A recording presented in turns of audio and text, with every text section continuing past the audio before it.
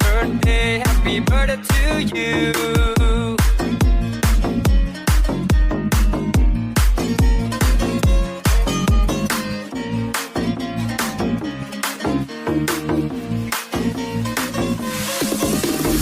On this day, all together we'll be, and we'll all sing for your birthday.